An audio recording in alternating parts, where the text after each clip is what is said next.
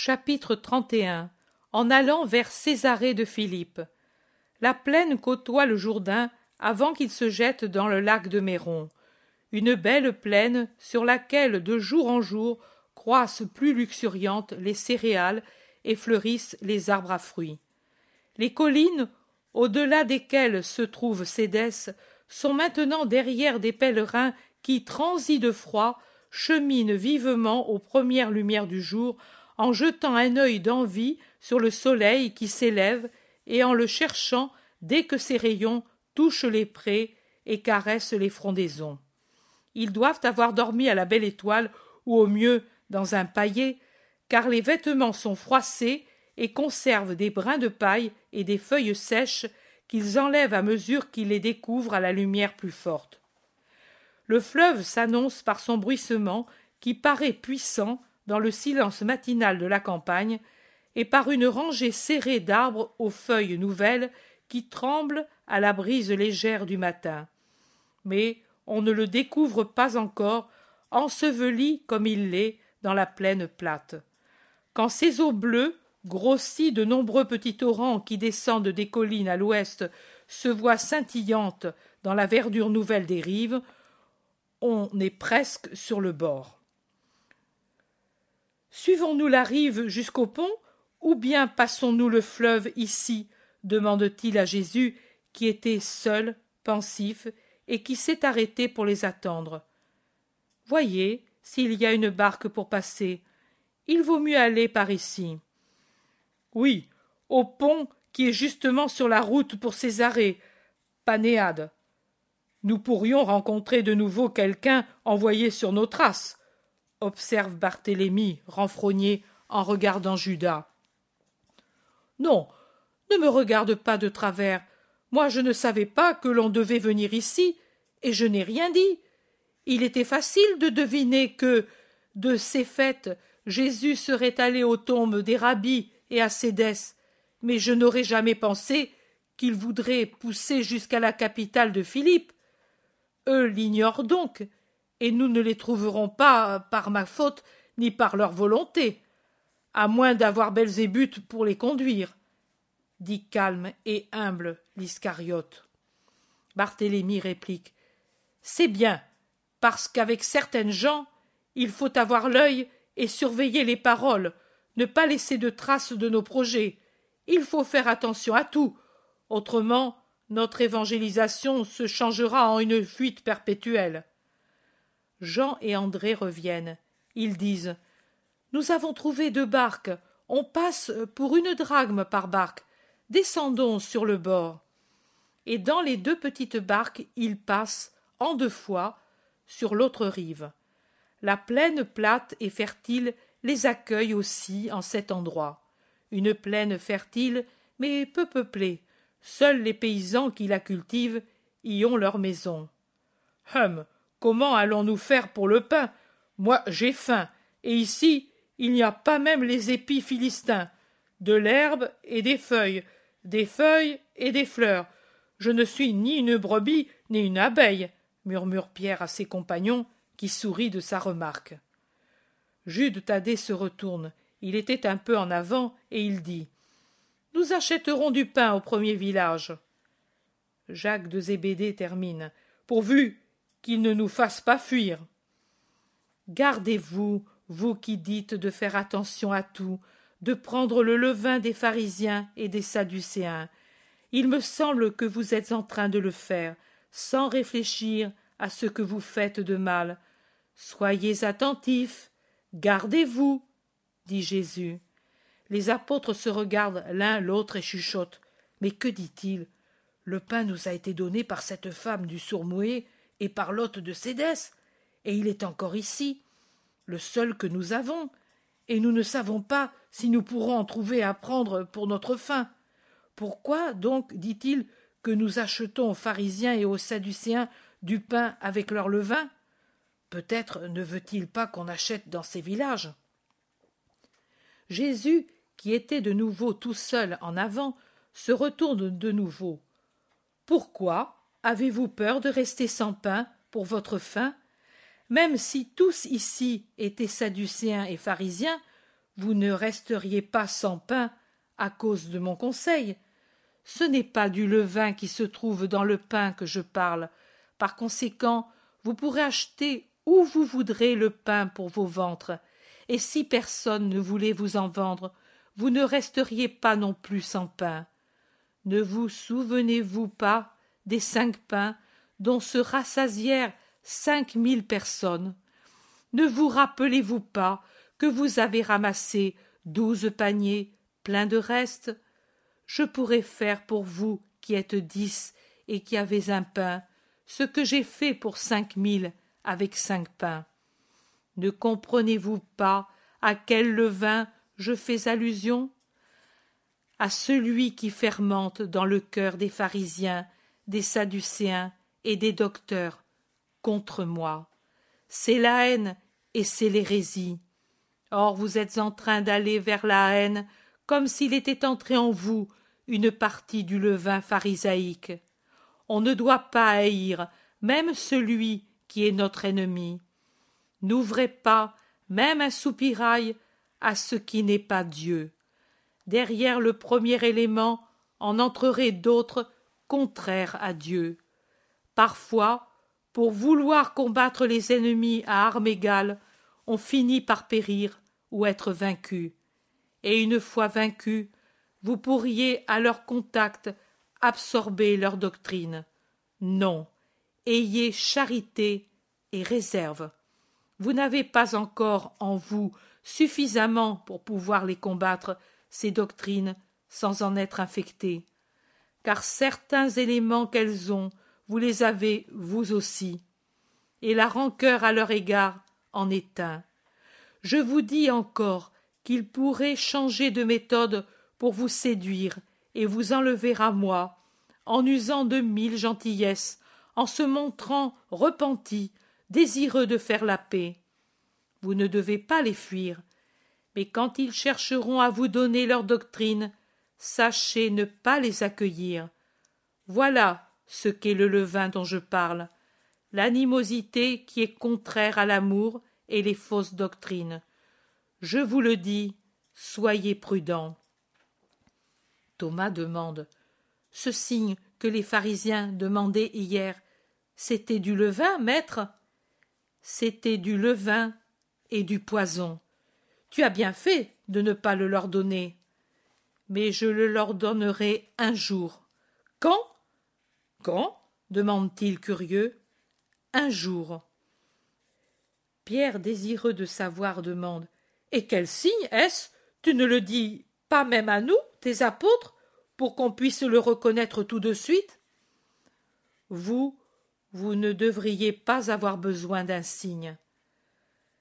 Jacques de Zébédée dit vivement: oh, ce n'est pas pour pouvoir croire en toi. Nous ne sommes pas des gens à avoir de nombreuses pensées, nous. Nous en avons une seule: t'aimer, t'aimer, t'aimer. Mais les gens, vous qui les approchez si familièrement plus que moi, et sans la crainte que je peux leur inspirer, que disent-ils que je suis? Et comment définissent-ils le Fils de l'homme? Certains disent que tu es Jésus, c'est-à-dire le Christ, et ce sont les meilleurs. D'autres t'appellent prophète, d'autres seulement rabbi, et d'autres, tu le sais, te disent fou et possédé. Quelques-uns pourtant se servent pour toi du nom que tu te donnes, et ils t'appellent Fils de l'homme. Barthélemy dit: et certains aussi disent que cela ne peut être, parce que le Fils de l'homme, c'est une chose bien différente, et cela n'est pas toujours négation, car au fond, ils admettent que tu es plus que Fils de l'homme, tu es le Fils de Dieu. D'autres, au contraire, disent que tu n'es même pas le Fils de l'homme, mais un pauvre homme que Satan agite ou que bouleverse la folie. Tu vois que les opinions sont nombreuses et toutes différentes. Jésus demande: mais pour les gens, qu'est-ce donc que le Fils de l'homme? Barthélemy dit encore: c'est un homme où sont toutes les vertus les plus belles de l'homme, un homme qui réunit en lui-même toutes les qualités requises d'intelligence, de sagesse, de grâce, dont nous pensons qu'elles étaient en Adam, et certains, à ces qualités, ajoutent celle de ne pas mourir. Tu sais que déjà circule le bruit que Jean-Baptiste n'est pas mort, mais seulement transporté ailleurs par les anges, et qu'Hérode, pour ne pas se dire vaincu de Dieu, et plus encore Hérodiade, ont tué un serviteur, et après l'avoir décapité, ont présenté comme le cadavre du Baptiste le corps mutilé du serviteur. Les gens racontent tant de choses. Ainsi, plusieurs pensent que le Fils de l'homme est Jérémie, ou bien Élie, ou l'un des prophètes, et même le Baptiste en personne, en qui était grâce et sagesse, et qui se disait le précurseur du Christ. Le Christ, loin de Dieu. Le Fils de l'homme, un grand homme né de l'homme. Un grand nombre ne peut admettre ou ne veut pas admettre que Dieu ait pu envoyer son Fils sur la terre. Tu l'as dit hier, ne croiront que ceux qui sont convaincus de l'infinie bonté de Dieu. Israël croit davantage dans la rigueur de Dieu que dans sa bonté. Le zélote confirme. Oui, en effet, ils se sentent si indignes qu'ils jugent impossible que Dieu soit assez bon pour envoyer son Verbe pour les sauver. Ce qui fait obstacle à leur croyance, c'est la dégradation de leurs âmes. Et il ajoute. Tu dis que tu es le Fils de Dieu et de l'homme.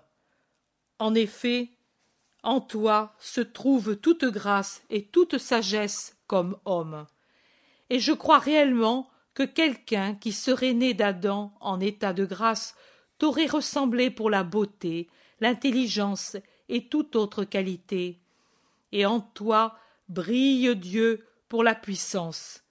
Mais qui peut le croire de ceux qui se croient Dieu et qui mesurent Dieu sur eux-mêmes dans leur orgueil démesuré? Eux, les cruels, les haineux, les rapaces, les impurs, ils ne peuvent certainement pas penser que Dieu ait poussé sa douceur jusqu'à se donner lui-même pour les racheter. Son amour pour les sauver, sa générosité pour se livrer à l'homme, sa pureté pour se sacrifier parmi nous. Ils ne le peuvent pas, eux qui sont si impitoyables et pointilleux pour rechercher et punir les fautes. Et vous, qui dites-vous que je suis? Dites-le vraiment d'après votre jugement, sans tenir compte de mes paroles et de celles d'autrui. Si vous étiez obligé de me juger, qui diriez-vous que je suis? Tu es le Christ, le Fils du Dieu vivant, s'écrie Pierre en s'agenouillant, les bras tendus en haut, vers Jésus, qui le regarde avec un visage tout lumineux et qui se penche afin de le relever pour l'embrasser en disant « Tu es bienheureux, ô Simon, fils de Jonas, car ce n'est pas la chair ni le sang qui te l'ont révélé, mais mon Père qui est dans les cieux. Dès le premier jour que tu es venu vers moi, tu t'es posé cette question, et parce que tu étais simple et honnête, tu as su comprendre et accepter la réponse qui te venait du ciel. Tu n'avais pas vu les manifestations surnaturelles comme ton frère et Jean et Jacques. Tu ne connaissais pas ma sainteté de fils, d'ouvrier, de citoyen, comme Jude et Jacques, mes frères. Tu n'as pas profité d'un miracle, et tu ne m'as pas vu en accomplir, et je ne t'ai pas donné de signe de ma puissance comme je l'ai fait et comme l'ont vu Philippe, Nathanaël, Simon le Cananéen, Thomas, Judas. Tu n'as pas été subjugué par ma volonté comme Matthieu le publicain. Et pourtant, tu t'es écrié « Il est le Christ !» Dès la première heure que tu m'as vu, tu as cru, et jamais ta foi n'a été ébranlée. C'est pour cela que je t'ai appelé Céphas, et pour cela, c'est sur toi, Pierre, que j'édifierai mon Église, et les puissances de l'enfer ne prévaudront pas contre elle. C'est à toi que je donnerai les clés du royaume des cieux, et tout ce que tu auras lié sur la terre sera lié dans les cieux, et tout ce que tu auras délié sur la terre sera délié dans les cieux, ô homme fidèle et prudent dont j'ai pu éprouver le cœur. Et ici, dès cet instant, tu es le chef auquel il faut donner l'obéissance et le respect comme à un autre moi-même. Et c'est tel que je le proclame devant vous tous. Si Jésus avait écrasé Pierre sous une grêle de reproches, les pleurs de Pierre n'auraient pas été aussi forts. Il pleure et éclate en sanglots, le visage sur la poitrine de Jésus, des pleurs qui n'auront leur égal que dans ceux incoercibles de sa douleur d'avoir renié Jésus. Maintenant, ce sont des pleurs faits de 1000 sentiments humbles et bons. Un peu encore de l'ancien Simon, le pêcheur de Bethsaïda, qui, à la première annonce de son frère, avait dit en riant « Le Messie t'apparaît? Vraiment ?» incrédule et plaisant. Mais un peu de l'ancien Simon s'effrite sous ses pleurs pour faire apparaître sous la couche mince de son humanité toujours plus nettement le Pierre, pontife de l'Église du Christ.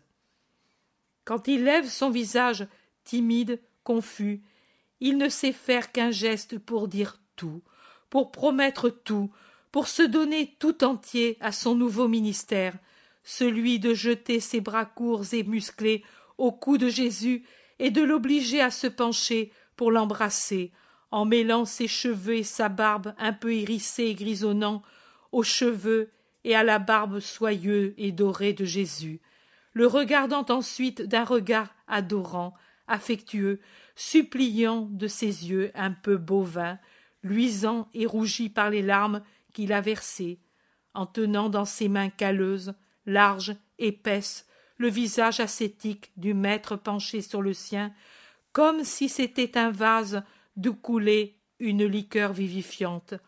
Et il boit, boit, boit douceur et grâce, sécurité et force de ce visage, de ces yeux, de ce sourire. Ils se séparent enfin, reprenant leur route vers Césarée de Philippe, et Jésus dit à tous « Pierre a dit la vérité, beaucoup en ont l'intuition, vous, vous la connaissez, mais vous, pour l'instant, ne dites à personne ce qu'est le Christ dans la vérité complète qui vous est connue. Laissez Dieu parler dans les cœurs comme il parle dans le vôtre. En vérité, je vous dis que ceux qui, à mes affirmations et aux vôtres, apportent la foi parfaite et le parfait amour, arrivent à savoir le vrai sens des mots « Jésus, le Christ, le Verbe, le Fils de l'homme et de Dieu, et de Dieu, et de Dieu. » Chapitre 32. À Césarée de Philippe.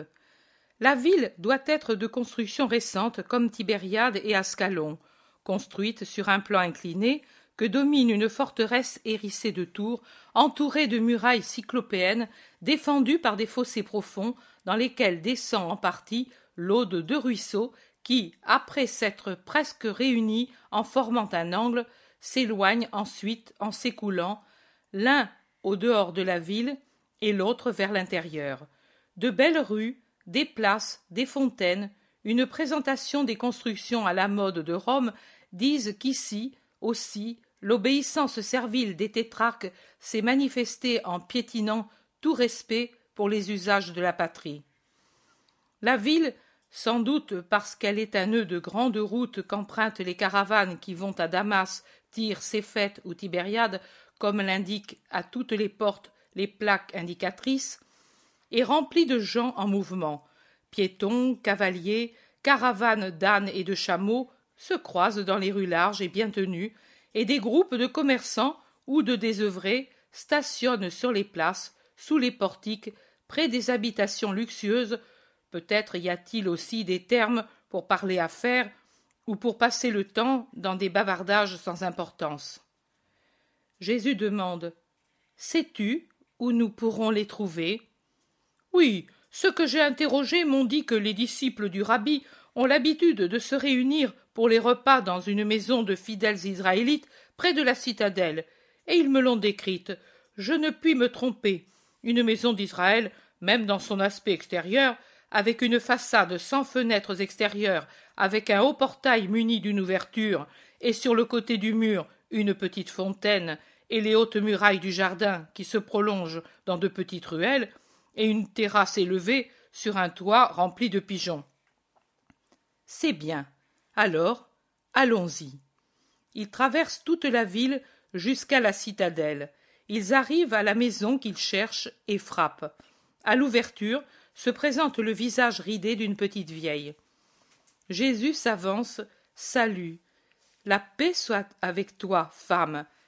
Les disciples du rabbi sont-ils revenus? Non, homme, ils sont du côté de la grande source, avec d'autres venus de plusieurs pays de l'autre rive pour chercher justement le rabbi. Ils sont tous à l'attendre. Es-tu aussi de ceux-là? Non, je cherchais les disciples. Alors regarde, tu vois cette route qui est presque en face de la fontaine? Prends-la et monte jusqu'à ce que tu arrives à une haute muraille de pierre d'où il sort de l'eau dans une sorte de vasque et qui forme après un petit ruisseau. Tu les trouveras tout près. Mais tu viens de loin? Veux-tu te rafraîchir? Entrer ici pour les attendre? Si tu veux, je vais appeler mes maîtres. Ce sont de bons Israélites, tu sais, et ils croient au Messie. Disciples seulement pour l'avoir vu une fois à Jérusalem, au temple. Mais maintenant, les disciples du Messie les ont instruits sur lui, et ont fait des miracles ici, parce que... C'est bien, brave femme, je reviendrai plus tard avec les disciples. La paix à toi. Retourne à tes occupations, dit Jésus avec bonté, mais aussi avec autorité, pour arrêter ce flot de paroles.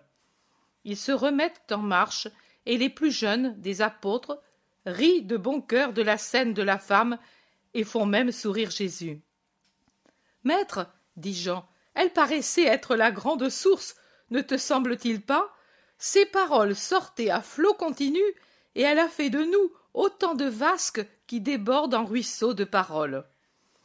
Oui, j'espère que les disciples n'auront pas fait de miracle sur sa langue. Ce serait le cas de dire « Vous avez fait trop de miracles », dit le Thaddée, qui, contrairement à son habitude, rit de bon cœur. Jacques de Zébédée demande « Le plus beau, c'est quand elle va nous voir revenir et qu'elle verra que c'était le maître.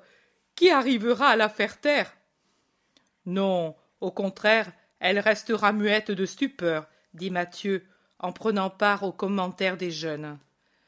Pierre dit « J'en louerai le Très-Haut si la stupeur lui paralyse la langue.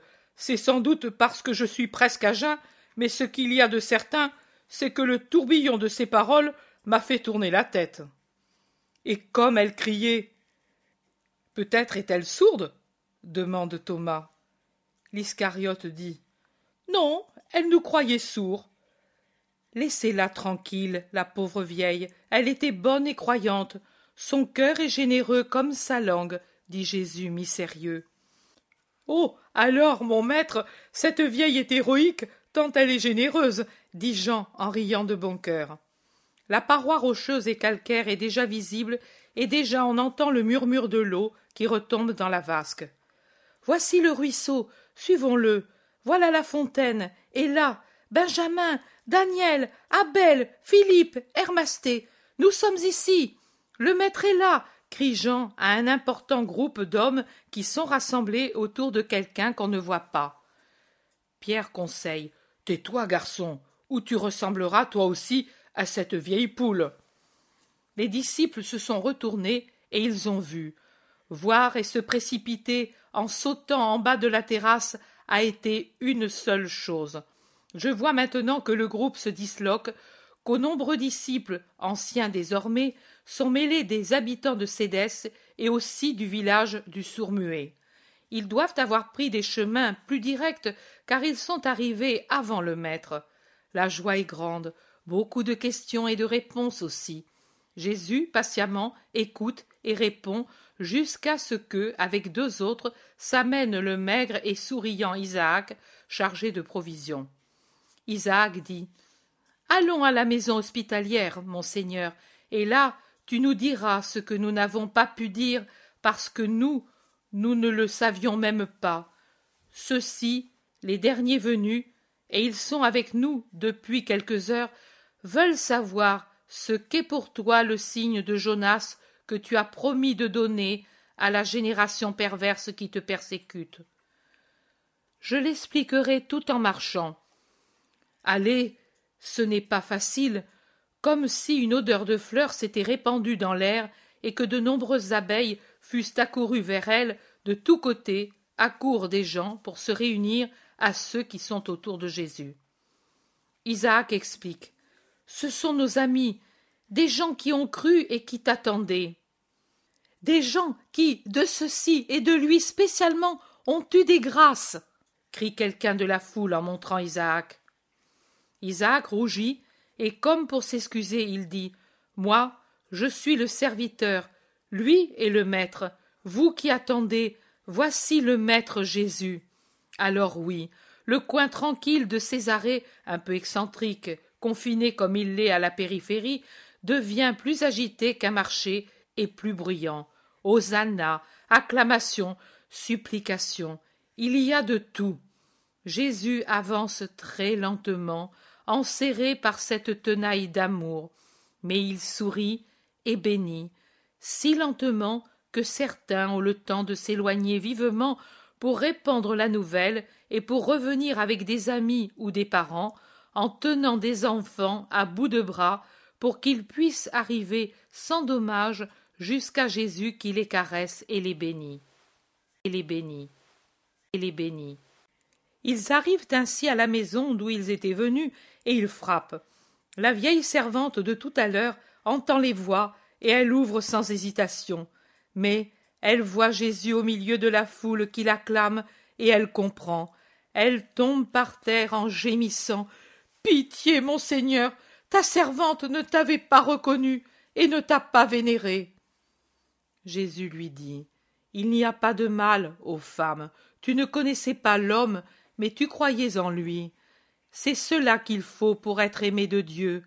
Lève-toi et conduis-moi tes maîtres. » La petite vieille obéit, tremblante de respect, mais elle voit les maîtres anéantis eux aussi par le respect, écrasés contre le mur, au fond de l'entrée un peu obscure.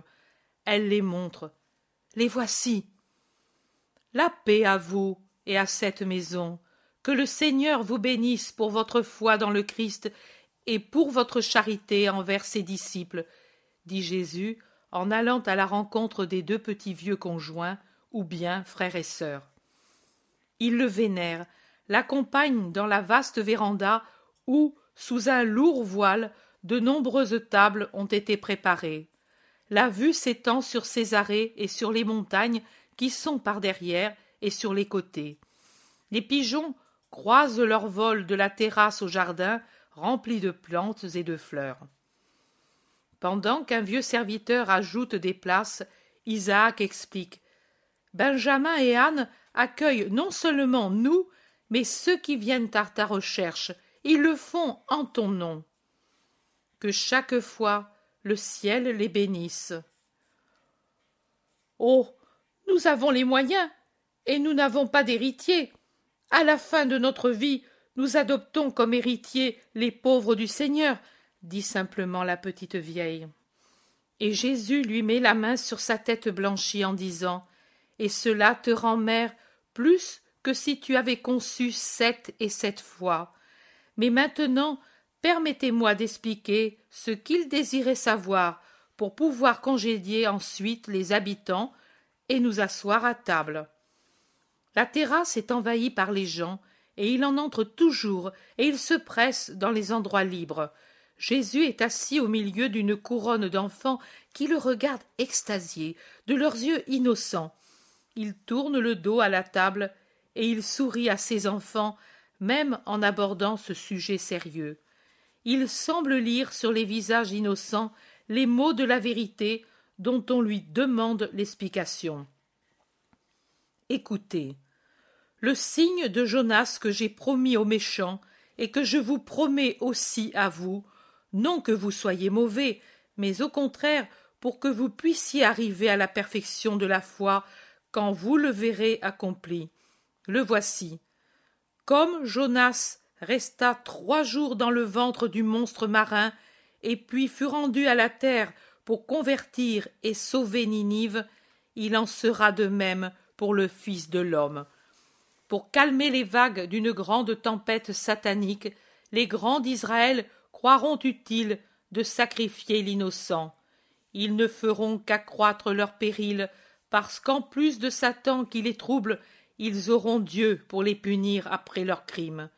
Ils pourraient vaincre la tempête de Satan en croyant en moi, mais ils ne le font pas parce qu'ils voient en moi la raison de leurs troubles, de leurs peurs, de leurs dangers et un démenti à leur sainteté qui n'est pas sincère. Mais quand ce sera l'heure, le monstre insatiable qu'est le ventre de la terre qui engloutit tout homme qui meurt se rouvrira pour rendre la lumière au monde qu'il a renié. Voici donc, de même que Jonas fut pour les Ninivites un signe de la puissance et de la miséricorde du Seigneur, ainsi le Fils de l'homme le sera pour cette génération, avec la différence que Ninive s'est convertie alors que Jérusalem ne se convertira pas, car elle est pleine de la génération mauvaise dont j'ai parlé. Aussi, la reine du Midi se lèvera au jour du jugement contre les hommes de cette génération et la condamnera, car elle est venue à son époque des confins de la terre pour entendre la sagesse de Salomon, tandis que cette génération qui me possède au milieu d'elle ne veut pas m'entendre et me persécute et me chasse comme un lépreux et un pécheur. Moi qui suis beaucoup plus que Salomon. Les Ninivites aussi se lèveront au jour du jugement contre la génération mauvaise qui ne se convertit pas au Seigneur son Dieu, eux qui se sont convertis à la prédication d'un homme. Moi, je suis plus qu'un homme, fût-il même Jonas ou quelque autre prophète. Je donnerai donc le signe de Jonas à qui demande un signe sans équivoque possible. C'est un signe que je donnerai à ceux qui ne veulent pas courber leur front arrogant devant les preuves déjà données de vie qui reviennent grâce à ma volonté. Je donnerai tous les signes, et celui d'un corps décomposé qui redevient vivant et intact, et celui d'un corps qui par lui-même se ressuscite parce qu'à son esprit est donné tout pouvoir. Mais ce ne seront pas des grâces, elles ne rendront pas moins accablante la situation, ni ici, ni dans les livres éternels. Ce qui est écrit, et comme des pierres pour une prochaine lapidation, les preuves s'accumuleront contre moi, pour me nuire sans y réussir, contre eux, afin de les faire passer pour l'éternité sous la condamnation de Dieu, réservée aux incrédules pervers. Voilà le signe de Jonas dont j'ai parlé. Avez-vous autre chose à demander? Non, maître, nous le rapporterons au chef de notre synagogue, qui était très près de la vérité dans son jugement sur le signe promis. Matthias est injuste. La vérité se révèle aux justes comme elle se révèle à ces innocents qui, mieux que tout autre, savent qui je suis. Avant de vous congédier, permettez-moi d'entendre louer la miséricorde de Dieu par les anges de la terre. Venez, enfants, venez, enfants, venez, enfants. Les enfants, qui étaient restés tranquilles avec peine, accourent vers lui. Dites-moi, enfants sans malice, pour vous, quel est mon signe? Que tu es bon, que tu fais guérir maman par ton nom, que tu aimes bien tout le monde, que tu es beau, pas comme peut l'être un homme, que tu rends bon même celui qui était mauvais, comme mon père. Chaque petite bouche d'enfant annonce une douce particularité de Jésus et révèle les peines que Jésus a changées en sourires. Mais le plus gentil de tous est un petit de 4 ans qui grimpe sur les genoux de Jésus et se serre à son cou en disant « Ton signe, c'est que tu aimes bien tous les enfants et que les enfants t'aiment bien. Ils t'aiment ainsi. » Et il ouvre ses petits bras grassouillés et il rit pour se serrer de nouveau au cou de Jésus en frottant sa petite joue d'enfant à la joue de Jésus qu'il embrasse en demandant « Mais pourquoi m'aimez-vous bien si vous ne m'avez jamais vu auparavant ?»« Parce que tu sembles l'ange du Seigneur. »« Tu ne l'as jamais vu, mon petit ?» dit en souriant Jésus pour l'éprouver. L'enfant reste un moment interdit, mais ensuite il rit en montrant ses petites dents et il dit « Mais mon âme l'a bien vue. Maman dit qu'elle est en moi, et elle est ici, et Dieu la voit. Et l'âme a vu Dieu et les anges, et elle les voit. Et mon âme te connaît parce que tu es le Seigneur. » Jésus le baise au front en disant que par ce baiser la lumière croisse dans ton intelligence, et il le dépose par terre, et l'enfant court en sautant vers son père, en tenant sa main appliquée sur le front à l'endroit où il a reçu le baiser, et il crie « Ah maman, qu'elle mette son baiser au même endroit que le Seigneur, et que la voix lui revienne, et qu'elle ne pleure plus. » On explique à Jésus que c'est une épouse qui a un mal à la gorge, qui désire le miracle et qui n'a pas été guérie par les disciples qui n'ont pu atteindre ce mal tant il est profond. Elle sera guérie par le plus petit disciple, son petit garçon. Va en paix, homme, et aie la foi comme ton fils, dit Jésus en congédiant le père du petit.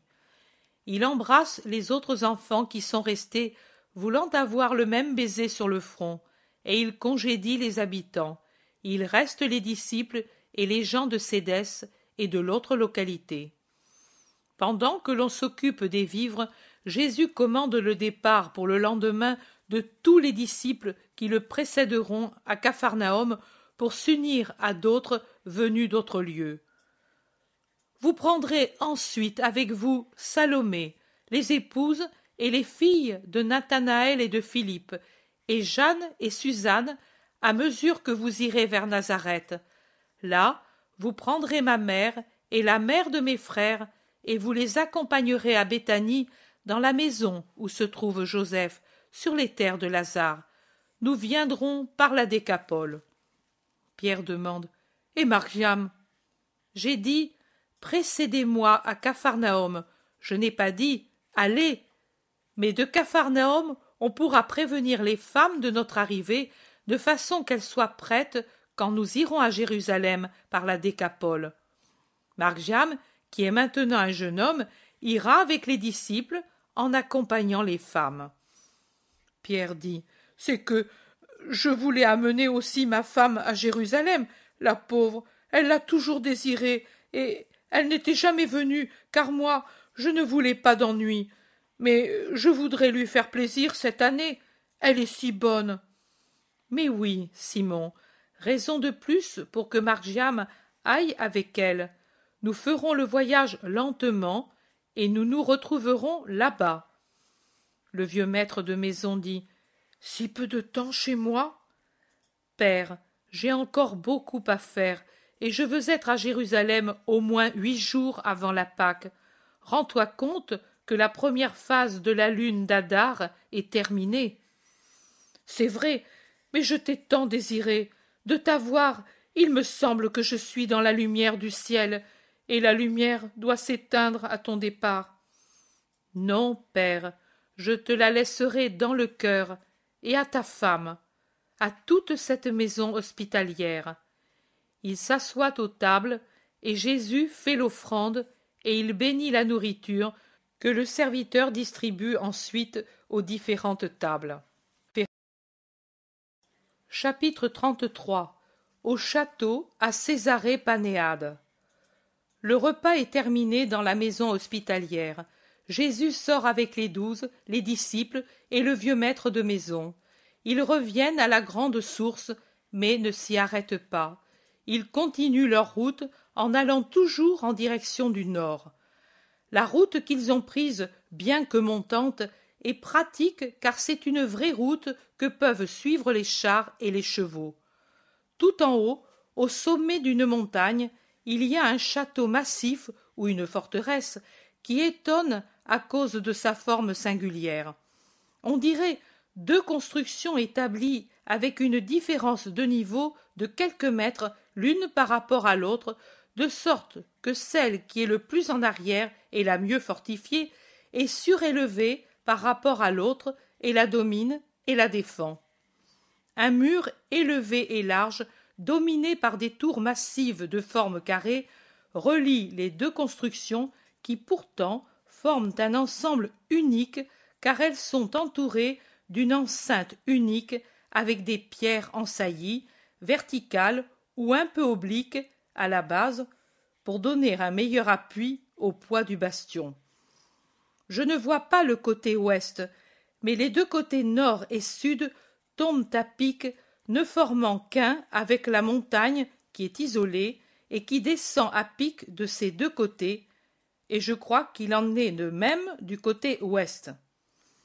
Le vieux Benjamin, à cause de la fierté de tout habitant envers sa cité, fait valoir le château du tétrarque qui est en même temps qu'un château, une défense de la ville, et il en énumère la beauté et la puissance, la solidité, la commodité des citernes et des bassins, des espaces libres, le large champ de vision, sa situation, etc., etc.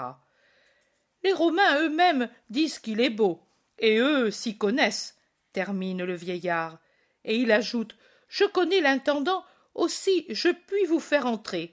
Je vais vous faire voir le plus vaste et le plus beau panorama de la Palestine. » Jésus écoute avec bienveillance. Les autres sourient un peu, eux qui ont vu tant de panoramas, mais le vieillard est si bon qu'ils n'ont pas le cœur de le mortifier, et ils l'approuvent dans son désir de montrer de belles choses à Jésus. Ils arrivent au sommet. La vue est vraiment belle, même de la petite place qui est devant le portail de fer qui donne accès. Mais le vieillard dit « Venez, venez, dedans c'est plus beau. Nous allons monter sur la partie la plus haute de la citadelle, vous allez voir. » Il pénètre dans l'entrée sombre creusée dans la muraille large de plusieurs mètres jusqu'à une cour où les attendent l'intendant et sa famille. Les deux amis se saluent et le vieillard explique le but de sa visite. Le rabbi d'Israël, dommage que Philippe soit absent, il désirait le voir, car sa renommée était parvenue jusqu'à lui. Il aime les vrais rabbis, car ce sont les seuls qui ont défendu son droit, et aussi pour faire la nique à Antipas qui ne les aime pas. Venez, venez. L'homme a d'abord lorgné Jésus, puis il a pensé bien faire de l'honorer en lui faisant une inclination digne d'un roi. Il traverse une nouvelle entrée, voilà une seconde cour et une nouvelle porte de fer qui donne accès à une troisième cour au-delà de laquelle se trouve un fossé profond et la muraille garnie de tours de la citadelle. Des visages curieux d'hommes d'armes et d'ordonnances se font voir de tous côtés. Ils pénètrent dans la citadelle et puis, par un escalier, ils montent sur le bastion et de là à une tour. Dans la tour entrent seulement Jésus avec l'intendant, Benjamin et les 12. Davantage serait impossible, car ils sont déjà serrés comme des anchois. Les autres restent sur le bastion. Mais quelle vue! Quand Jésus et ceux qui l'accompagnent sortent sur la petite terrasse qui couronne la tour, et ils penchent tous leur visage du haut du parapet de pierre. En se penchant sur le mur qui se trouve sur ce côté ouest, le plus élevé du fort, on voit Césarée tout entière qui s'étend au pied de ce mont, et on la voit bien, car elle aussi n'est pas en plaine, mais sur des pentes douces. Au-delà de Césarée s'étend toute la plaine fertile qui précède le lac de Méron. On dirait une petite mer d'un vert tendre, avec des facettes d'eau claire, couleur de turquoise, qui brillent sur l'étendue verte comme des lambeaux du ciel serein. Et puis, des collines plaisantes, mises comme des colliers verts émeraude foncé, striés par l'argent des oliviers répandus çà et là aux abords de la plaine, et puis ce sont les panaches aériens des arbres en fleurs, ou bien des massifs d'arbres fleuris. Mais en regardant vers le nord et l'est, voici le Liban puissant, l'Hermon qui brille au soleil avec ses neiges perlées et les mondes liturés, puis la vallée du Jourdain, enserrée dans le berceau qui se forme entre les collines de la mer de Tibériade et les monts de la Golanitide, apparaît dans un raccourci hardi qui se perd dans un lointain de rêve. Beau, beau, très beau, s'exclame Jésus en admirant, et il semble bénir ou embrasser ces lieux merveilleux avec ses bras qui s'ouvrent et son visage souriant.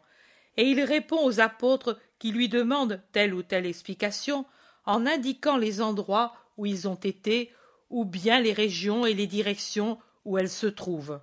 « Mais je ne vois pas le Jourdain, dit Barthélemy. « Tu ne le vois pas, mais il est dans cette vaste étendue entre deux chaînes de montagnes. Tout de suite, après celle de l'ouest, se trouve le fleuve. Nous descendrons par là, car la Pérée et la Décapole attendent encore l'évangélisateur.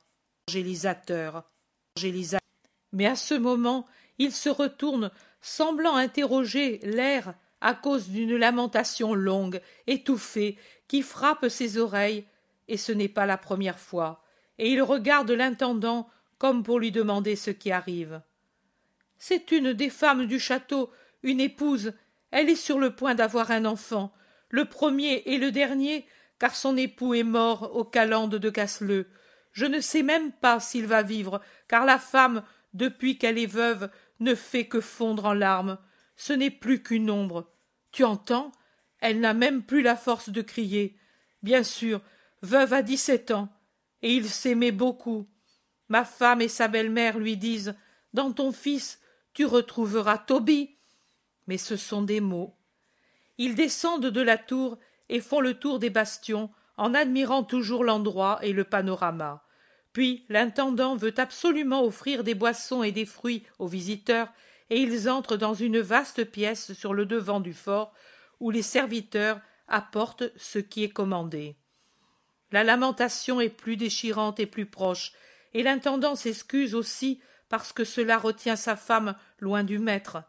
Mais un cri encore plus pénible que la lamentation d'avant lui succède et font rester en l'air les mains qui portaient les fruits ou les coupes à la bouche. « Je vais voir ce qui est arrivé, » dit l'intendant, et il sort pendant que la cacophonie des cris et des pleurs entre encore plus forte par la porte entr'ouverte. L'intendant revient. « Son enfant est mort à peine né. Quel tourment! Elle essaie de le ranimer avec les forces qui lui restent, mais il ne respire plus. Il est noir. » Et il secoue la tête en ajoutant « Pauvre Dorcas !»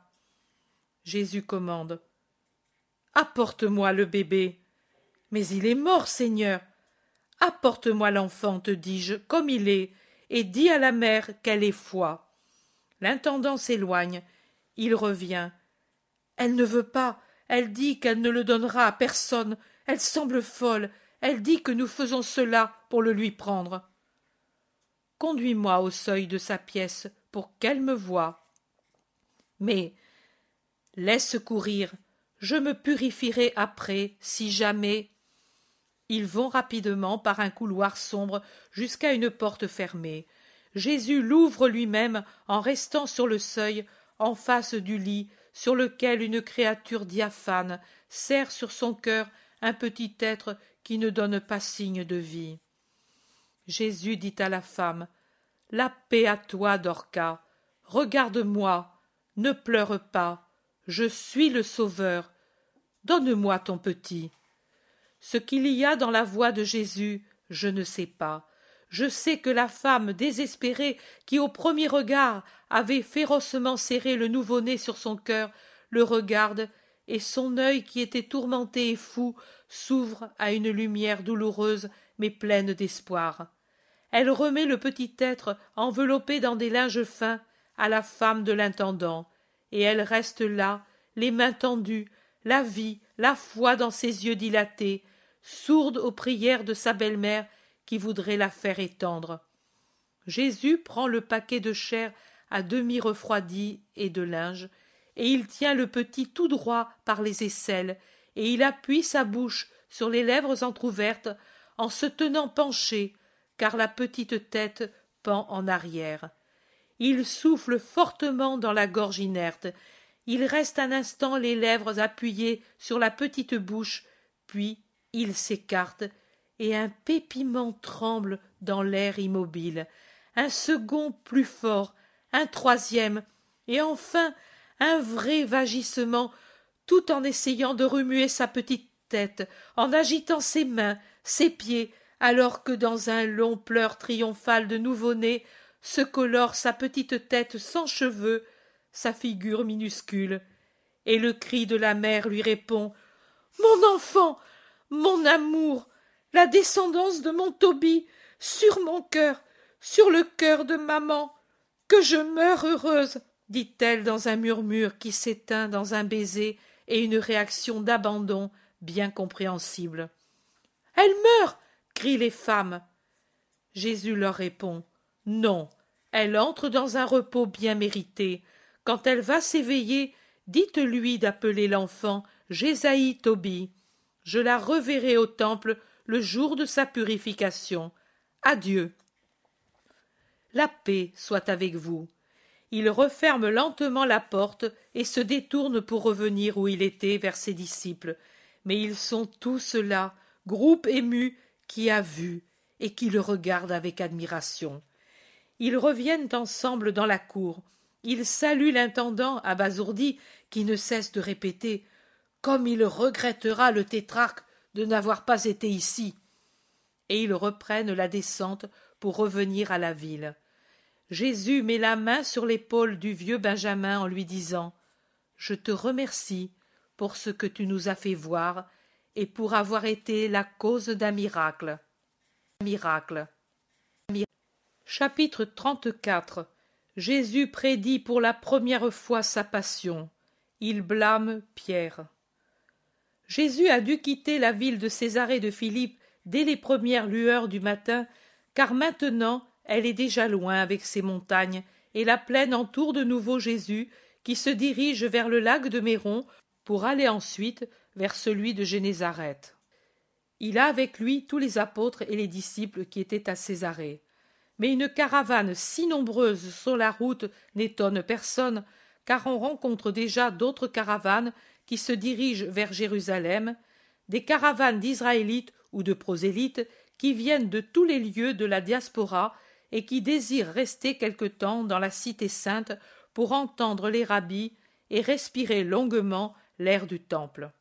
Ils avancent rapidement sous un soleil déjà haut sur l'horizon, mais qui ne gêne pas encore, car c'est un soleil de printemps qui joue avec les feuilles nouvelles et les branches fleuries et qui fait naître des fleurs, des fleurs, des fleurs de tous côtés. La plaine qui précède le lac n'est qu'un tapis fleuri, et l'œil, en se tournant vers les collines qui l'entourent, les voit couvertes d'étouffes blanches, légèrement rosées ou franchement roses, ou roses presque rouges des différents arbres fruitiers, ou bien, en passant près des rares maisons des paysans ou près des maréchaleries, çà et là, le long de la route, il se réjouit des premiers rosiers fleuris dans les jardins, le long des haies ou contre les murs des maisons. Simon le Zélote fait remarquer « Les jardins de Jeanne doivent être tout en fleurs. » Jacques d'Alphée dit « Le jardin de Nazareth aussi doit paraître un panier plein de fleurs. Marie est la douce abeille qui va d'un rosier à l'autre, et de ceux-ci aux jasmins qui ne vont pas tarder de fleurir, aux lys dont les boutons paraissent déjà sur les tiges, et elle cueillera le rameau d'amandier comme elle le fait toujours, et même elle cueillera le rameau du poirier ou du grenadier pour le mettre dans l'amphore dans sa petite pièce. Quand nous étions enfants, nous lui demandions chaque année « Pourquoi gardes-tu toujours un rameau de l'arbre en fleurs et qu'au contraire tu n'y mets pas les premières roses ?» Et elle répondait « parce que sur ces pétales je vois écrit un ordre qui me vint de Dieu, et que je sens l'odeur pure de la brise céleste. Tu t'en souviens, Jude? Demande Jacques d'Alphée à son frère. Oui, je m'en souviens, et je me rappelle que, devenu homme, j'attendais avec anxiété le printemps pour voir Marie se déplacer dans son jardin sous les nuées de ses arbres en fleurs et à travers les haies des premières roses. Je n'ai jamais vu de spectacle plus beau que celui de cette éternelle jeune fille glissant parmi les fleurs au milieu des vols de colombes. Oh, allons vite la voir, Seigneur, que moi aussi je vois tout cela, supplie Thomas. Nous n'avons qu'à accélérer la marche et reposer très peu la nuit pour arriver à temps à Nazareth, répond Jésus. Tu me fais ce plaisir, Seigneur? Oui, Thomas, nous irons tous à Bethsaïda, et puis à Capharnaüm, et là nous nous séparerons, nous pour aller en barque à Tibériade, et puis à Nazareth. De cette façon, nous tous, sauf les Juifs, nous prendrons des vêtements plus légers. L'hiver est fini. Jean dit: Oui, et nous allons dire à la colombe: Lève-toi vite, ô ma bien-aimée, et viens, car l'hiver est passé, la pluie est finie, il y a des fleurs sur la terre. Debout, ô mon ami, et viens, colombe qui reste cachée, montre-moi ton visage et fais-moi entendre ta voix. Bravo, Jean, tu sembles un amoureux qui chante sa chanson à sa belle. Je le suis de Marie, je ne vois pas d'autre femme qui éveille mon amour, il n'y a que Marie, que j'aime de tout moi-même. Thomas dit: Je le disais moi aussi il y a un mois, n'est-ce pas, Seigneur? Matthieu à son tour: Je crois que nous sommes tous enamourés d'elle, un amour si élevé, si céleste, tel qu'il n'y a que cette femme qui puisse l'inspirer.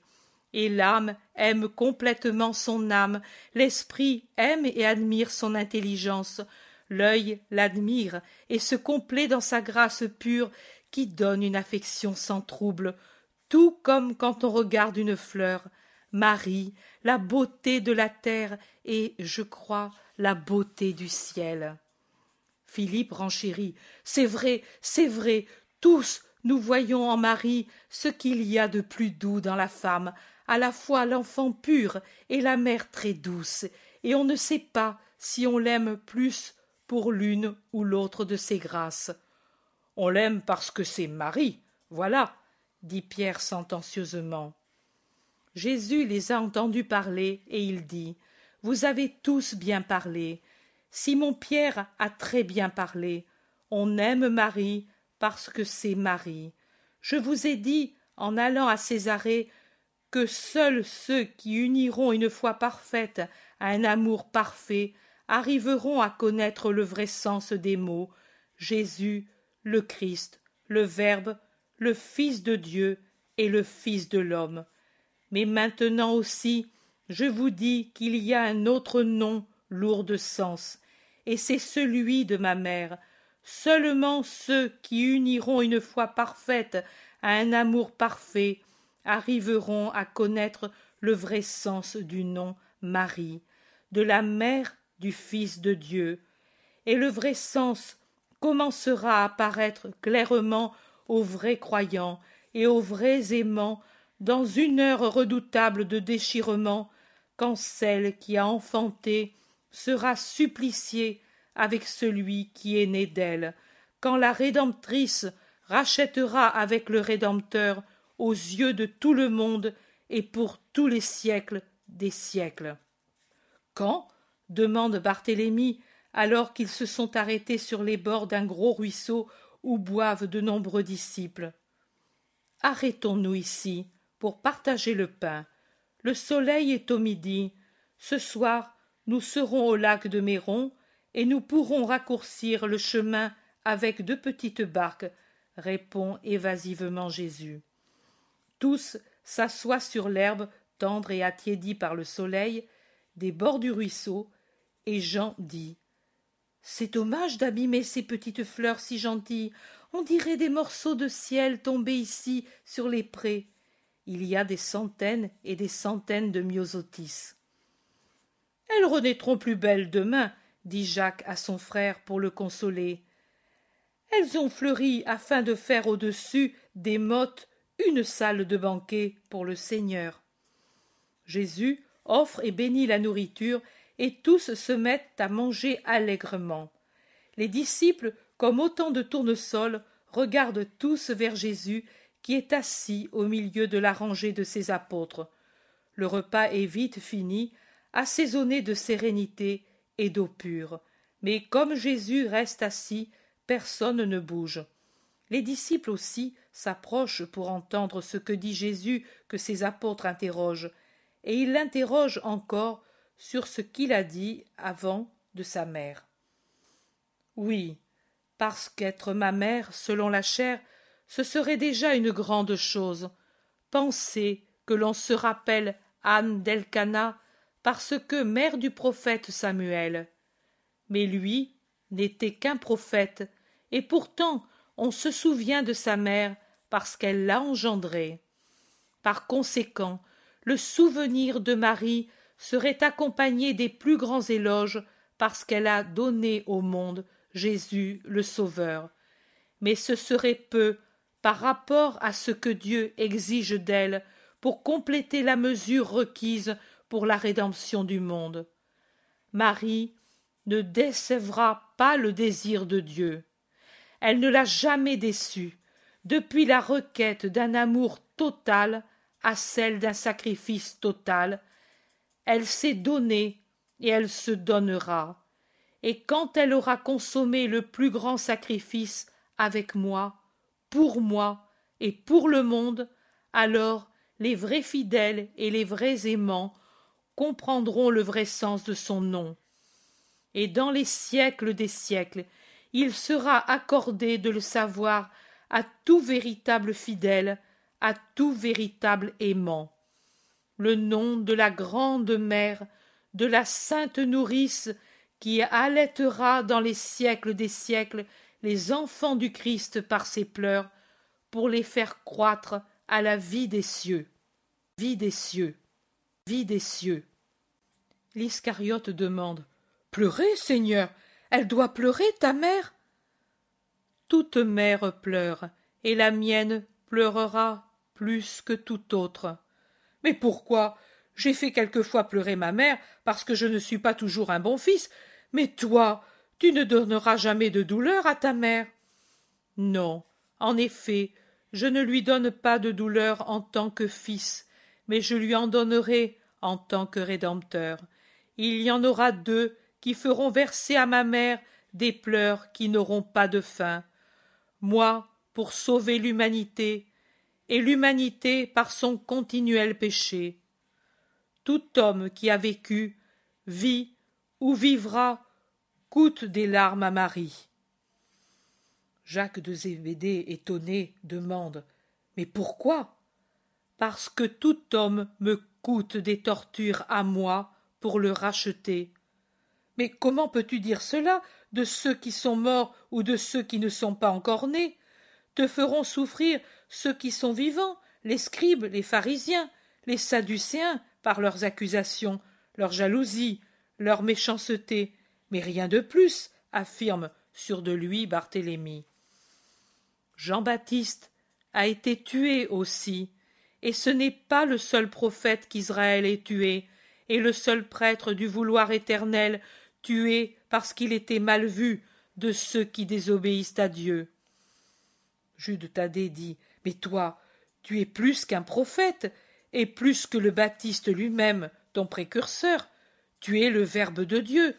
La main d'Israël ne se lèvera pas sur toi. Tu le crois, mon frère, tu es dans l'erreur, lui répond Jésus. Non, cela ne peut être, cela ne peut arriver. Dieu ne le permettra pas. Ce serait avilir pour toujours son Christ. Jude Thaddée est si agité qu'il se lève. Jésus aussi l'imite, et il regarde fixement son visage pâle, ses yeux sincères. Il dit lentement: et pourtant il en sera ainsi. Et il abaisse son bras droit qu'il tenait levé, comme pour jurer. Tous se lèvent et se serrent encore davantage autour de lui, une couronne de visages affligés, mais plus encore incrédules, et des murmures circulent dans le groupe. Certainement, si c'était ainsi, le Thaddée aurait raison. Ce qui est arrivé au Baptiste, c'est mal, mais cela a exalté l'homme héroïque jusqu'à la fin. Si cela arrivait au Christ, il en serait diminué. Christ peut être persécuté, mais pas avili. L'onction de Dieu est sur lui. Qui pourrait croire encore s'il te voyait à la merci des hommes? Nous ne le permettrons pas. Le seul qui se tait est Jacques d'Alphée. Son frère l'attaque. Tu ne parles pas? Tu ne réagis pas? Tu n'entends pas? Défends le Christ contre lui-même. Jacques, pour toute réponse, porte les mains à son visage et il s'écarte un peu en pleurant. C'est un sot, prononce son frère. Peut-être moins que tu ne penses, lui répond Hermasté, et il continue. Hier, en expliquant la prophétie, le maître a parlé d'un corps décomposé qui se recompose, et d'un corps qui par lui-même ressuscite. Je pense que quelqu'un ne peut ressusciter si d'abord il n'est pas mort. Mais il peut être mort de mort naturelle, de vieillesse, et c'est déjà beaucoup pour le Christ, réplique le Thaddée, et plusieurs lui donnent raison. Oui, mais alors ce ne serait pas un signe donné à cette génération qui est beaucoup plus vieille que lui, observe Simon le Zélote. Bien, mais il n'est pas dit qu'il parle de lui-même, réplique le Thaddée, entêté dans son amour et dans son respect. Personne, s'il n'est pas le Fils de Dieu, ne peut par lui-même se ressusciter, de même que personne, s'il n'est pas le Fils de Dieu, ne peut être né comme il est né. Moi, je le dis, moi qui ai vu la gloire de sa naissance, dit Isaac, sûr de lui dans son témoignage. Jésus, les bras croisés, les a écoutés parler en les regardant à tour de rôle. Maintenant, il fait signe qu'il va parler et il dit « Le Fils de l'homme sera livré aux mains des hommes parce qu'il est le Fils de Dieu, mais parce qu'il est aussi le Rédempteur de l'homme, et il n'y a pas de rédemption sans souffrance. Ma souffrance atteindra le corps, la chair et le sang pour réparer les péchés de la chair et du sang. Elle sera morale pour réparer les péchés de l'âme et des passions. Elle sera spirituelle pour réparer les fautes de l'esprit. Elle sera complète. Aussi, à l'heure fixée, je serai pris dans Jérusalem, et après avoir beaucoup souffert de la part des anciens et des grands prêtres, des scribes et des pharisiens, je serai condamné à une mort infamante. Et Dieu laissera faire parce qu'il doit en être ainsi. Car je suis l'agneau qui expie pour les péchés du monde entier. Et dans une mer d'angoisse que partagera ma mère et quelques autres personnes, je mourrai sur le gibet. 3 jours après, par ma seule volonté divine, je ressusciterai pour une vie éternelle et glorieuse comme homme, et je serai de nouveau Dieu au ciel avec le Père et l'Esprit. Mais auparavant, je devrais souffrir toutes sortes d'opprobres et avoir le cœur transpercé par le mensonge et la haine. Un chœur de cris scandalisés s'élève dans l'air tiède et parfumé du printemps. Pierre, le visage effrayé et scandalisé lui aussi, prend Jésus par le bras et l'amène un peu à part en lui disant doucement à l'oreille « Oh, Seigneur, ne dis pas cela, ce n'est pas bien, tu vois, eux se scandalisent, tu tombes dans leur estime. Pour aucune raison tu ne dois permettre cela, mais aussi une pareille chose ne t'arrivera jamais. Pourquoi donc l'envisager comme vrai? Tu dois monter toujours davantage dans l'estime des hommes si tu veux t'affirmer, et tu dois terminer, peut-être par un dernier miracle, comme celui de réduire en cendres tes ennemis. mais ne jamais t'avilir et te rendre pareil à un malfaiteur que l'on punit. Et Pierre paraît un maître ou un père affligé qui fait des reproches pleins d'un amour angoissé à un fils qui a dit une sottise. Jésus, qui s'était un peu penché pour écouter le murmure de Pierre, se redresse sévère, avec des éclairs dans les yeux, mais des éclairs de courroux, et il crie fort pour que tous entendent et que la leçon serve à tous. Va loin de moi, toi qui en ce moment es un Satan qui me conseille de manquer à l'obéissance envers mon Père. C'est pour cela que je suis venu, non pour les honneurs. Toi, en me conseillant l'orgueil, la désobéissance, la dureté sans charité, tu tentes de m'amener au mal. Va, tu es pour moi un scandale. Tu ne comprends pas que la grandeur réside non dans les honneurs, mais dans le sacrifice, et que ce n'est rien de paraître un ver pour les hommes si Dieu nous regarde comme des anges. Toi, homme sot, tu ne comprends pas ce qui est grandeur pour Dieu et raison de Dieu, et tu vois, juge, entends, parle avec ce qui est de l'homme. Le pauvre Pierre reste anéanti sous ce reproche sévère. Il s'écarte mortifié, et il pleure.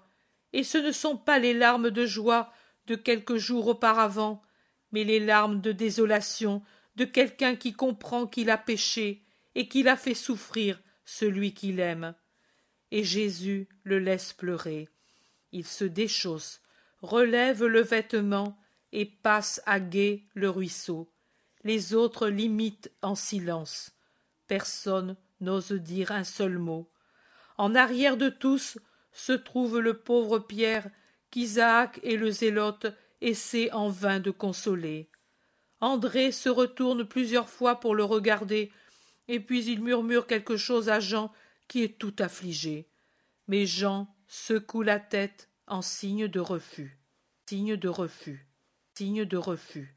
Alors André se décide. Il court en avant, rejoint Jésus, l'appelle doucement, avec une crainte visible. « Maître, maître !» Jésus le laisse appeler plusieurs fois. À la fin, il se retourne, l'air sévère, et il demande « Que veux-tu » ? « Maître, mon frère est affligé, il pleure.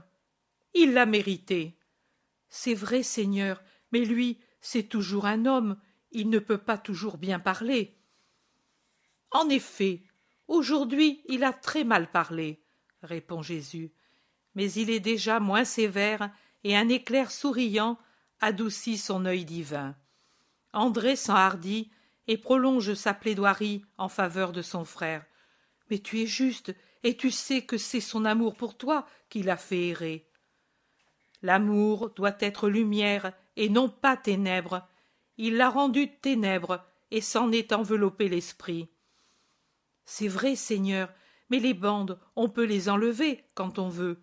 Ce n'est pas comme d'avoir l'esprit ténébreux. Les bandes, c'est l'extérieur.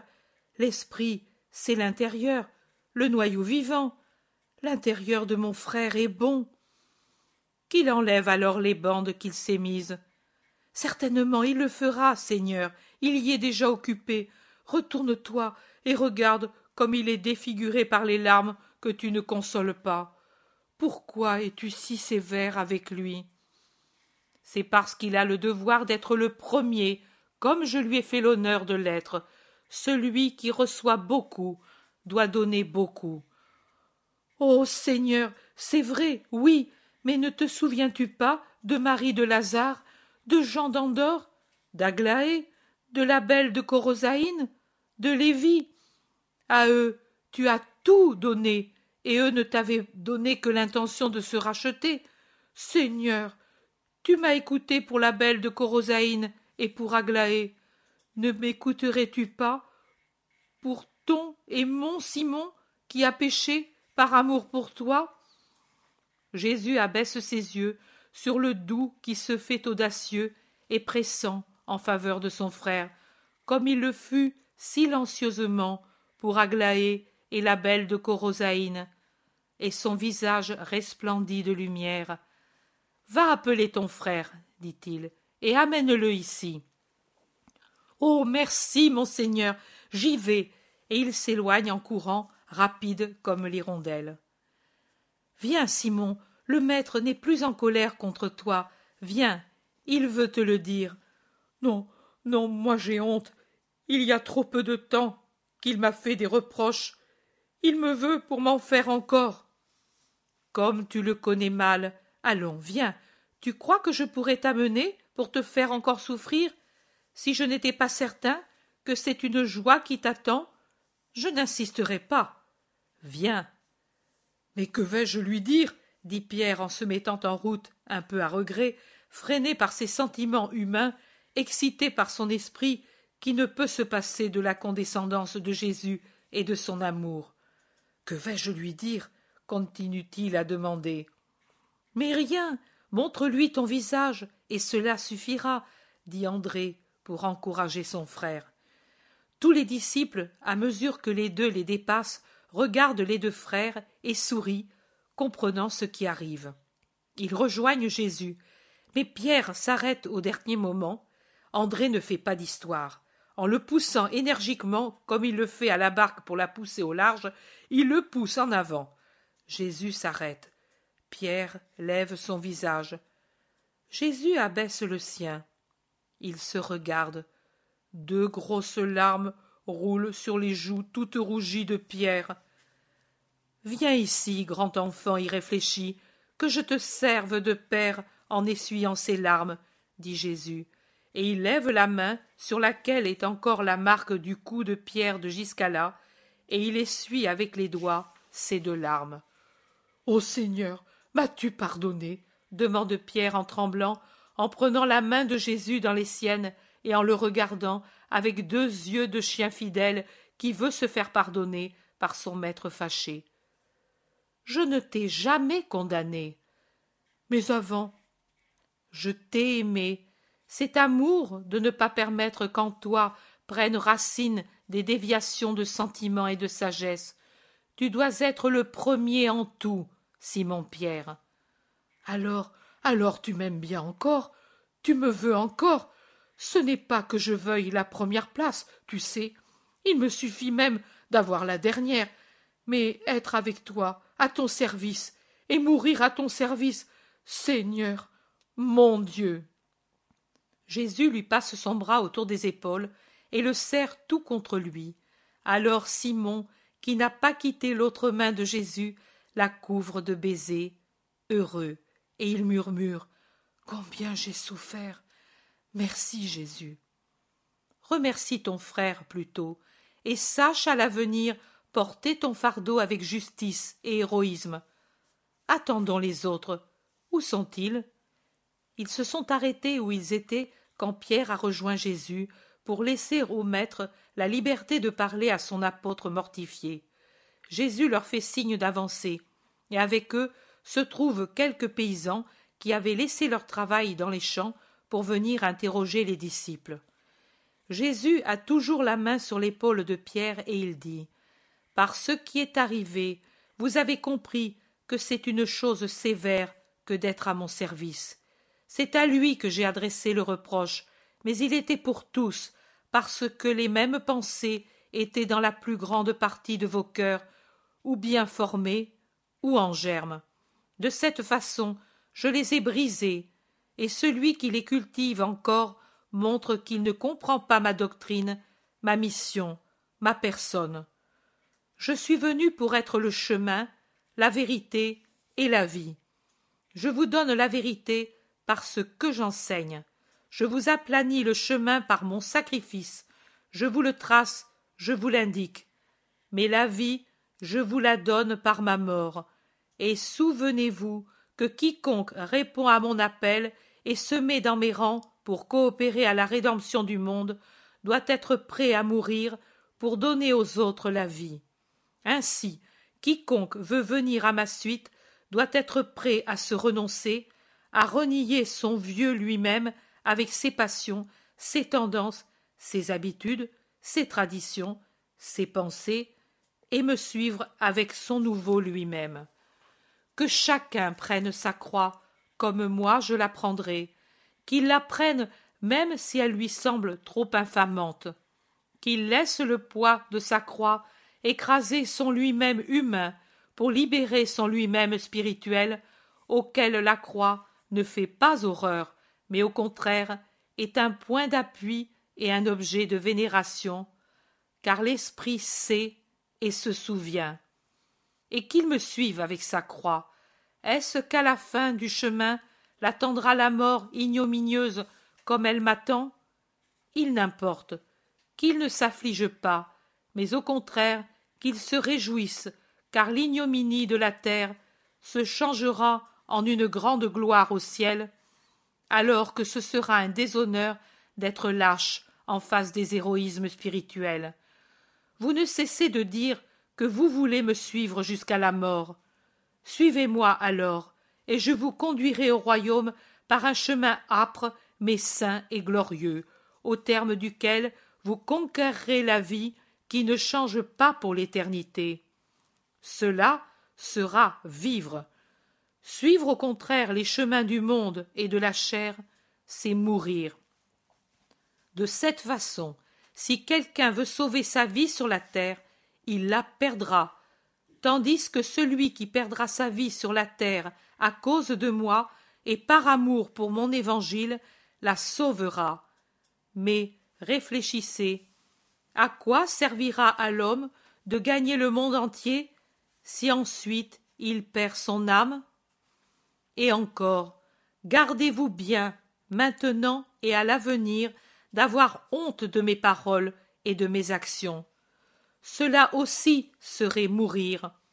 En effet, celui qui aura honte de moi et de mes paroles au milieu de cette génération sotte, adultère et pécheresse dont j'ai parlé, et espérant en tirer protection et avantage, la flattera en me reniant, moi et ma doctrine, et en jetant les paroles qu'il a eues dans les gueules immondes des porcs et des chiens pour avoir en récompense des excréments en guise de paiement, celui-là sera jugé par le Fils de l'homme quand il viendra dans la gloire de son Père et avec les anges et les saints pour juger le monde. Lui alors rougira de tous ces adultères et fornicateurs, de ces lâches et de ces usuriers, et il les chassera de son royaume, parce qu'il n'y a pas de place dans la Jérusalem céleste pour les adultères, les lâches, les fornicateurs, les blasphémateurs et les voleurs.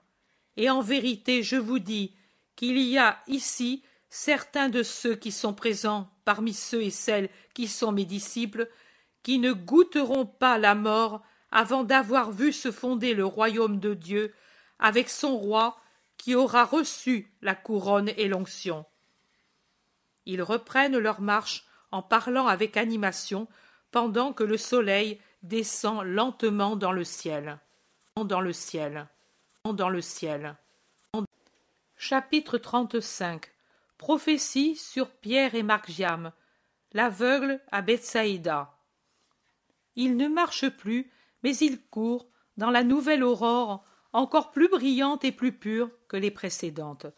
Partout la rosée scintille et des pétales multicolores pleuvent sur les têtes et sur les prés pour y mettre d'autres couleurs de fleurs effeuillées, près de celles innombrables des fleurettes qui se dressent sur les tiges des rives et des champs, et pour allumer de nouveaux diamants sur les brins d'herbes nouvelles. Il court parmi les chants des oiseaux amoureux et du murmure de la brise légère et des oreillantes qui soupirent ou qui arpègent en glissant parmi les branches, en caressant les foins et les blés qui montent jour après jour, ou bien en coulant entre les rives, en courbant doucement les tiges qui effleurent les eaux limpides. Ils courent comme s'ils allaient à la rencontre de l'amour. Même les plus âgés, comme Philippe, Barthélemy, Matthieu, le Zélote, partagent la hâte joyeuse des jeunes. Et il en est ainsi parmi les disciples, où les plus âgés rivalisent avec les plus jeunes pour la rapidité de la marche. Et la rosée n'a pas encore séché sur les prés quand ils arrivent aux environs de Bethsaïda, resserrés dans un petit espace entre le lac, le fleuve et la montagne. Et d'un bois de la montagne descend par un sentier un tout jeune homme courbé sous un fagot de ramilles. Il descend agile, presque en courant, et, à cause de sa position, il ne voit pas les apôtres. Il chante, heureux, en courant sous son fagot, et, arrivé sur la grande route, aux premières maisons de Bethsaïda, il jette sa charge par terre et se redresse pour se reposer, en rejetant en arrière ses cheveux noirs foncés. Il est grand et élancé, avec un corps robuste et des membres agiles et frêles, une belle figure de jeune. André dit « C'est Margiam !»« Es-tu fou ? Celui-là, c'est un homme !» lui répond Pierre. André met ses mains en porte-voix et l'appelle à grands cris. Le jeune homme, qui se penchait pour reprendre son fardeau, après avoir serré sa ceinture à la courte tunique qui lui arrive à peine aux genoux et qui est ouverte sur la poitrine, probablement parce qu'elle est trop étroite, se tourne en direction de l'appel et il voit Jésus, Pierre et les autres qui le regardent, arrêtés près d'un groupe de saules pleureurs qui trempent ses branches dans les eaux d'un large ruisseau, le dernier affluent de gauche du Jourdain, avant le lac de Galilée, situé justement à la limite du pays. Il laisse retomber son fardeau, lève les bras et crie « Mon Seigneur, mon Père !» et il s'élance en courant. Mais Pierre aussi accourt, traverse à gué le ruisseau sans même enlever ses sandales, en se bornant à relever ses vêtements, et puis il court sur la route poussiéreuse en laissant sur le terrain sec les empreintes de ses sandales humides. « Mon père, mon fils chéri !» Ils sont dans les bras l'un de l'autre. Margiam est vraiment aussi grand que Pierre, si bien que ses cheveux noirs retombent sur le visage de Pierre dans son baiser affectueux. Mais il semble plus grand, élancé comme il l'est. Cependant, Margiam se détache du doux embrassement et il reprend sa course vers Jésus qui a passé le ruisseau et qui avance lentement, entouré de ses apôtres. Margiam tombe à ses pieds, les bras levés, et il dit « Ô mon Seigneur, bénis ton serviteur !» Mais Jésus se penche, le relève et le prend sur son cœur en le baisant sur les deux joues et en lui souhaitant une paix continuelle et une croissance en sagesse et en grâce sur les voies du Seigneur. Les autres apôtres aussi font fête au jeune homme, et surtout ceux qui ne l'avaient pas vu depuis des mois, et ils se félicitent avec lui de son développement. Mais Pierre, s'il avait procréé, lui, il n'en serait pas tant satisfait. Il tourne autour, le regarde, le touche et demande à tel ou tel « Mais n'est-il pas beau? N'est-il pas bien fait? Regarde comme il est droit! Quelle poitrine haute! Quelle jambe droite!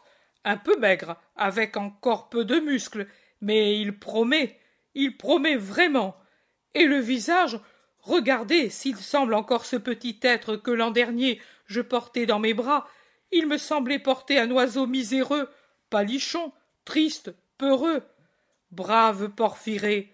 Ah, elle a été vraiment brave, avec tout son miel, son beurre, son huile, les œufs et les foies de poisson. Elle mérite vraiment que je le lui dise tout de suite.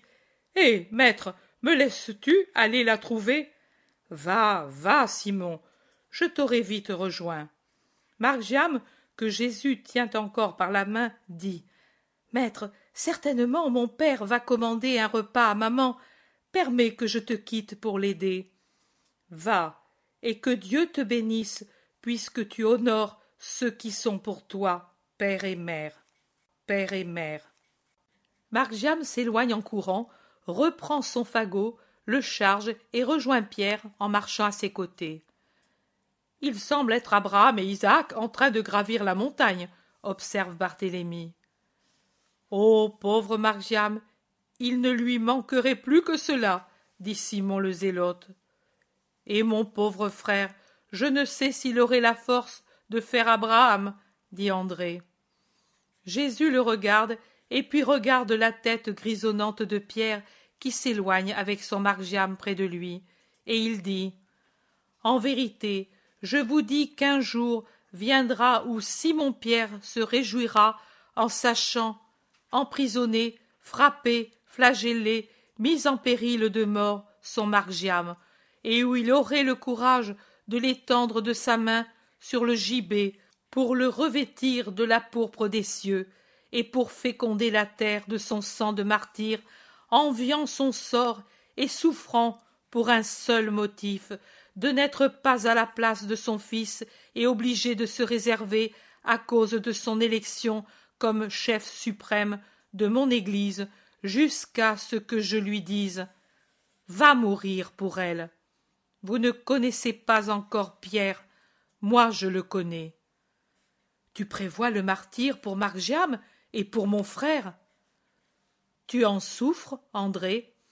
Non, je souffre que tu ne le prévois pas aussi pour moi.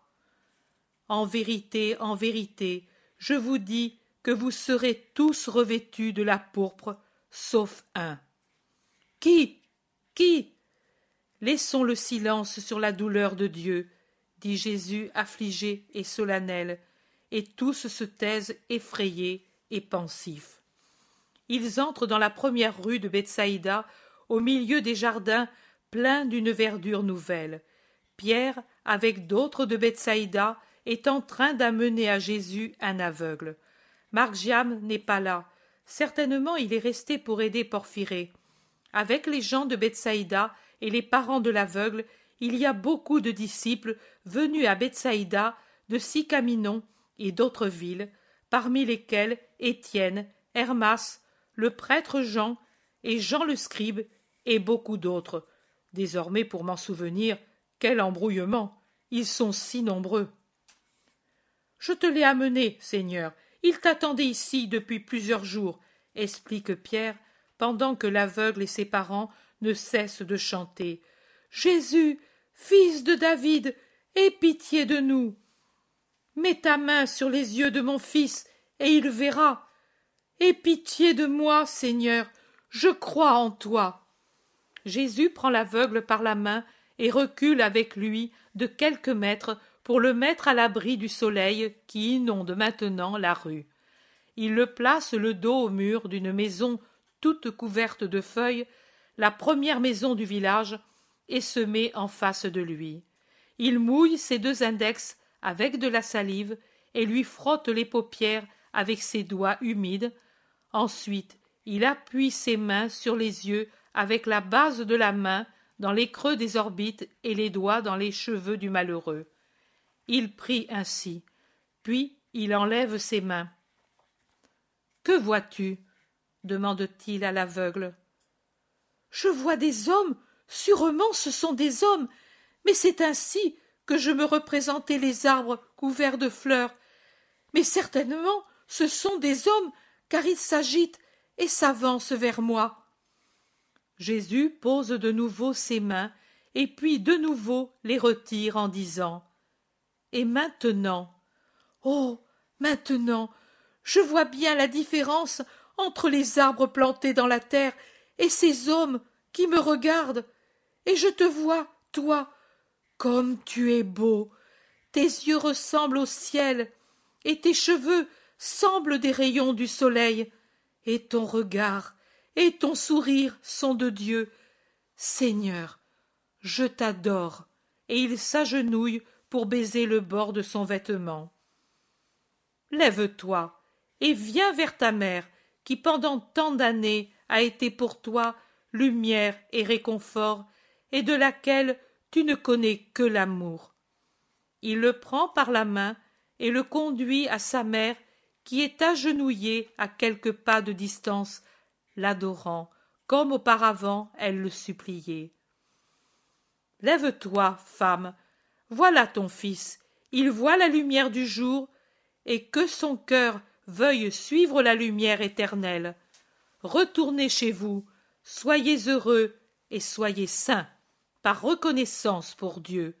Mais en passant dans les villages, ne dites à personne que c'est moi qui l'ai guéri, pour que la foule ne se précipite pas ici, pour m'empêcher d'aller où il est juste que j'aille, pour que j'apporte confirmation de foi, de lumière et de joie aux autres enfants de mon Père. » Et vivement, par un petit sentier à travers les jardins, il se dirige vers la maison de Pierre. Il y entre, en saluant Porphyrée de son doux salut.